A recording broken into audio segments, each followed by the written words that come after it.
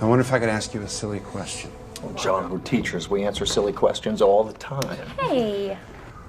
What if a man from the Upper Paleolithic survived until the present day? What do you mean, survived? Never died? Yes. What would he be like? It's an interesting idea. What, are you working on a science fiction story? Say I am. What would he be like? Pretty tired.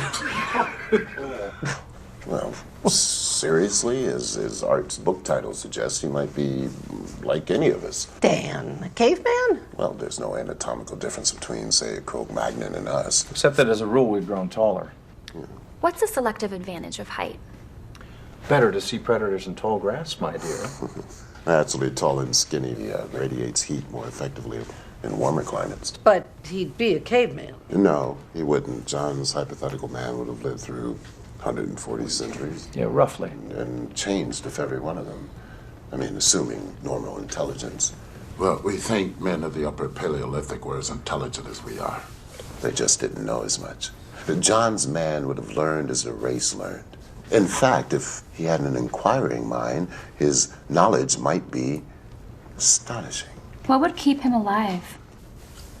Perfect regeneration of the body's cells, especially in the vital organs. Actually, the human body appears designed to live about 190 years. Most of us just die of slow poisoning. Maybe he did something right, something everybody else in history done wrong. What, like eat the food, drink the water, and breathe the air? And prior to modern times, those were pristine. We've extended our lifespan in a world that's not fit to live in. You know what could happen? Yeah, the pancreas turns over cells every 24 hours, the stomach lining in 3 days, the entire body in 7 years, but the process falters.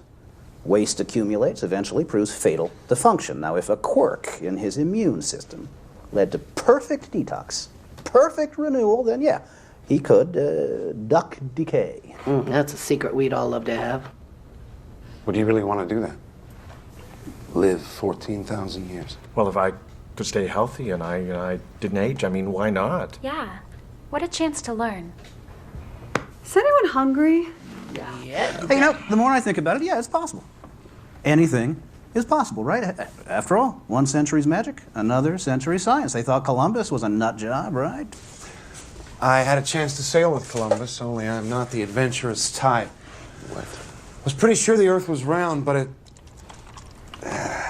that point, I still thought he might fall off an edge someplace.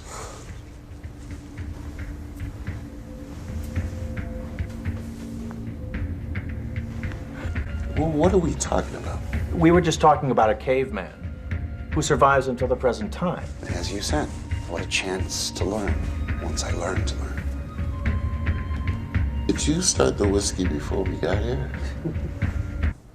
Every 10 years or so, when people start to notice I don't age, I move on.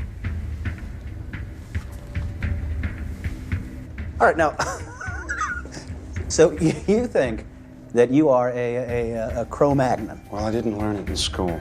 It's my best guess, based on archaeological data, maps, anthropological research. Since Mesopotamia, I've got the last 4,000 years straight. Well, you're ahead of most people, so please go on.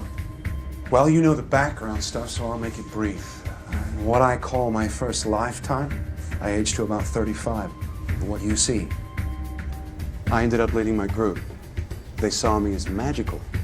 I didn't even have to fight for it. Then fear came, and they chased me away. And they thought that I was stealing their lives away to stay young. The prehistoric origin of the vampire myth, that is good. First 1,000 years, I didn't know up from sideways. How do you know the first 1,000 years? An informed guess, based on what I've learned in my memories. Most people can scarcely remember their childhood, but you have memories of that time. Like yours, selective. You know, the high points, the low points, traumas, they stick in the mind forever. Put down at 3 or 35, you still feel a twinge. Go on. I kept getting chased because I wouldn't die. So I got the hang of joining new groups I found. I also got the idea of periodically moving on. We were semi-nomadic, of course, following the weather and the game we hunted. The first 2,000 years were cold. We learned it was warmer at lower elevations. Were you curious about where it all came from? We would look up at the sky and wonder, there's got to be some big guys up there. And what else made all this down here? At first, I thought there was something wrong with me. Maybe I was a bad guy for not dying. Then I began to wonder if I was cursed or perhaps blessed.